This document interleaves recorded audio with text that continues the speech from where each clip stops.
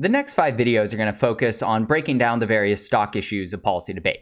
And just to remind you, the word stock implies that it is essential or it is significant. And so these stock issues are the main issues that are in contention within a policy debate round. Under a very traditional framework, the affirmative team is supposed to uphold all 5 of the stock issues. If they lose any one of them, they're supposed to lose the debate. Now, in reality, do all judges view a debate round like that? Not really. But I think it's a good way to think about just how important stock issues are, and certainly one of your jobs as a debater is going to be to explain to the judge and the audience why stock issues are so significant. So hopefully these videos help to make sense of why stock issues are important, and I'll try to provide robust justifications of not only what each of the stock issues are, but why they are so important. So let's hop in. The first big stock issue is harms and significance. And I think the word harms provides pretty clear direction of what this term means. It is some sort of major problem or problems that exist in society that are capable of being solved by some sort of federal government legislation. So for any of you who did original advocacy as your speech event, this should feel very familiar. Harms are the primary justification for passing the plan. Think about, from the What is Policy Debate video, the idea of presumption.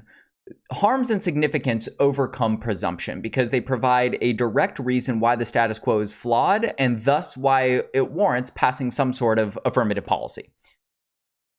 It has to be a serious societal problem. A big mistake I see new debaters make all of the time is choosing some minute issues. So, for instance, children not allowed to have as many pets as they want is probably not a serious societal problem. Unless, of course, you could show that children not having pets is heavily linked to rising rates of depression. Likewise, if your harms are about how IKEA furniture is not very comfortable or really hard to put together, that's probably not going to persuade many judges to pass government legislation. But if you could show that IKEA furniture has cancer-causing chemicals that are leading to hundreds of thousands of deaths every year, well, now you have some pretty strong harms. At the same time, however, you don't want your harms to be so large that it would be impossible to solve. So for instance, global poverty has adverse impacts, but you would probably be pretty hard-pressed to find a way for the United States to magically fix that big of a problem. Now, of course, people dying is going to be the most serious harm, or just ruining lives, typically through a health way. But more often than not, the resolution won't necessarily be easily linked to death. Some are. For instance, the arms sales topic with the Saudi Arabia affirmative about ending arms sales to Saudi Arabia, that affirmative specifically talked about the way in which Saudi Arabia is using United States weapons to murder people in Yemen. That's as direct as you can get. But not all topics are like that. So what other issues could we potentially talk about here? Well, significant economic costs or loss is a big one that especially most average adults like your judges will care about. So the economy is one of the most common types of harms that are discussed in a debate round because it has such far-reaching impacts on a society. It's why presidential candidates focus on it so much. That's why the economy, or each resolution typically finds unique links to the economy. So for instance, on the education topic, many affirmative cases made the argument that improving education was a key way to foster a better workforce for the future, which would therefore improve the economy. The topic on immigration, meanwhile, in contrast, discussed the economic loss caused by restrictive immigration laws that led to a shortage of skilled workers in the country, and therefore a lack of innovation.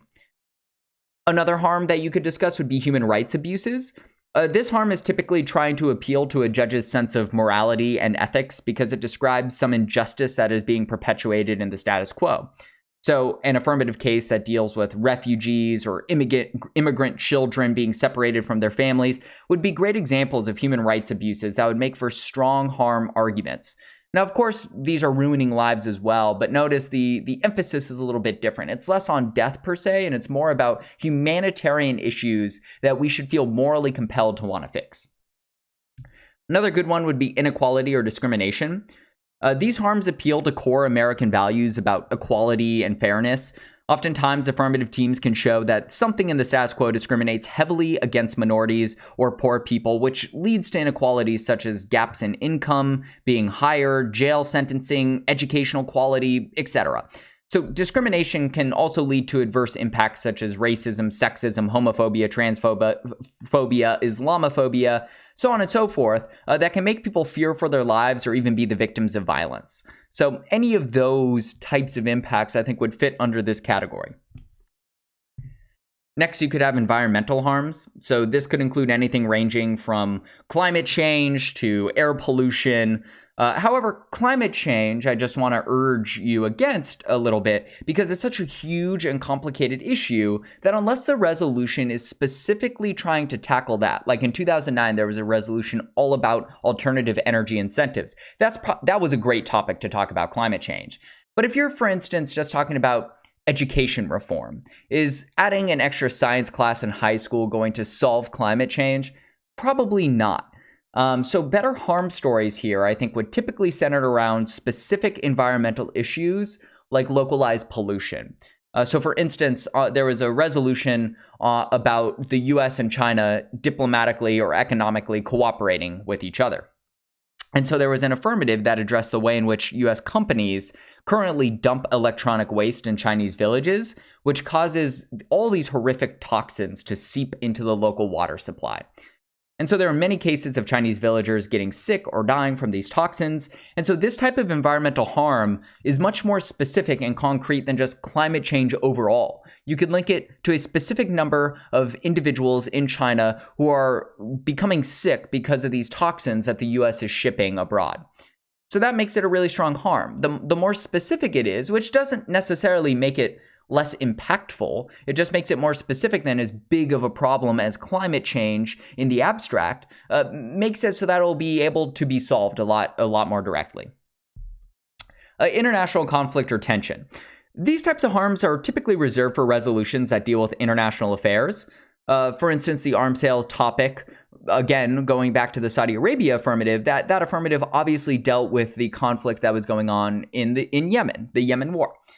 However, international conflict and tension, I would warn you against going for these types of harms. And that's typically, unless you have a really good reason to do so, like with the Saudi Arabia affirmative, that affirmative made sense to talk about the Yemen war and to talk about trying to reduce the violence that was going on in that war, because the resolution about arms sales specifically was topical to that. But the reason why these types of issues are oftentimes hard to read as your harms is because it can oftentimes be hard to get an internal link into countries are about to go to war with each other. It typically have to be some sort of issue is already ongoing, and we could end it by changing some sort of policy. But oftentimes, many of the big conflicts that are going on in the world are either very difficult to solve or started for some reason that the United States was not the perpetrator of. Now, again, there was a topic in the late 2000s about reducing U.S. military presence abroad, and that was while the Afghanistan and Iraq war were going on. And so in that case, that those affirmatives could be specific. But just to state the obvious, like, why is international conflict bad? It's bad for a couple reasons. It can lead to wars. It can damage the global economy, especially if it limits trade. It can prevent diplomacy or international cooperation on various humanitarian issues. So an example of this type of harm could be seen on the military topic that I referenced, which called the U.S. to withdraw its military. And so many affirmative teams had harms about the ways in which U.S. troop presence abroad often provokes aggression from rival nations, either by starting wars or prolonging conflict in places like Iraq, or by acting as provocations to nations such as China and North Korea. Finally, hurting U.S. leadership. This one is pretty nebulous, and I would say over the last number of years, U.S. leadership and its role in the world has probably changed. Not as central of a player as perhaps it used to be. Whether you think that's good or bad is up to your own personal politics. But if something hurts the United States' ability to exercise its leadership abroad, you could argue that leads to serious problems. So a team defending this as one of their harms would probably want to provide compelling reasons why U.S. leadership is good for things like international stability and the global economy. And so typically actions that are perceived as hypocritical or morally bankrupt that the United States is perpetuating oftentimes undermine our leadership. Things like Guantanamo Bay, for instance, which undermine our claims to caring about, human rights when we invade other countries. So actions that hurt our military or economic superiority also hurt our leadership. So the big thing is that for each resolution and each specific affirmative, the harms are going to differ substantially. Some topics lend themselves to really, really big impacts about international stability or climate change, whereas other topics may focus more specifically on domestic problems, such as funding inequalities within schools.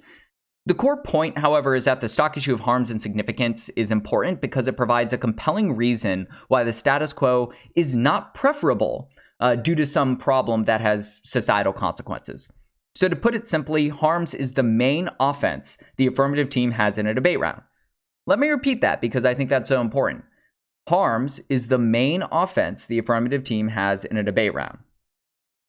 So what's the negative team's role in this? Think about it. It's tricky because the negative can rarely outright make offensive arguments.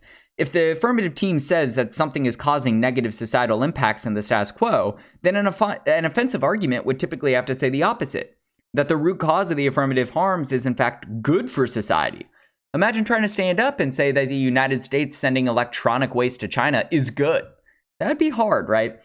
And so it's typically hard to prove that the toxic chemicals from electronic waste would be good for the environment, or likewise be difficult to prove that public schools being underfunded is somehow good for education. So typically you're going to have defensive responses here. And that's okay. That's okay. But I still think, remember, defensive arguments can be very powerful. And I think it's really important to try to put defense on harms and significance. Otherwise, you let the affirmative get access to their entire offense. And that will make it easy for them to win the debate, because all the affirmative team has to do is stand up and say, look, the negative team has conceded our harms. That means that passing the affirmative plan is the best way to fix this problem. They've conceded that 10 million people, or whatever their number is, are dying every year because of this problem. So this usually means arguing one of two things. First, that the problem is not as serious as the affirmative team claims it is. So notice this is a defensive argument. So let's say the affirmative team stands up and says that, in Syria, there are 10 million refugees right now. The negative could stand up and say, well, actually, there's only, 300,000 Syrian refugees. The numbers have been seriously over-exaggerated. A second argument, and I actually find this one a little bit more strategic if you can successfully deploy it, is the problem is being solved right now. Now, why is this different than the first one? The first one is just disputing how severe the problem is. The second one could maybe agree that at some point the problem had been severe, but things are getting better now in the status quo. Now notice this shifts the debate a lot. Instead of the status quo being just this unequivocally terrible thing, now the negative can argue that actually whatever steps are in place right now are working to fix the problem, and that if there are any issues with the affirmative plan or any disadvantages, that could end up interrupting or preventing the successful issues now from continuing to work. That in fact, the affirmative could undo the great progress that is already being done. So notice here, this argument, which is defensive, could end up setting up some really powerful offense in the round. So that's why I think the second argument, if you have evidence to back it up, can end up being really, really successful. No matter what, though, I just want to emphasize that I think it's really, really important and almost always strategic for a negative to make arguments on the stock issue of harms and significance. Otherwise, you are giving the affirmative a huge advantage in the debate round. Remember, since harms form the primary justification for the affirmative plan, completely conceding this stock issue would therefore mean that the negative team agrees the status quo needs to be changed. Even if, as a negative, you try to disagree about the way the affirmative team tries to change it, if they can stand up and persuade the judge that both teams are in agreement that the status quo is problematic, that will always help the affirmative more than it will help the negative. And it will put you in a very tricky uphill battle without any arguments really refuting the affirmative's claims on this stock issue. So Hopefully that helped. If you have any questions, feel free to let me know. And that's Harms and Significance for you.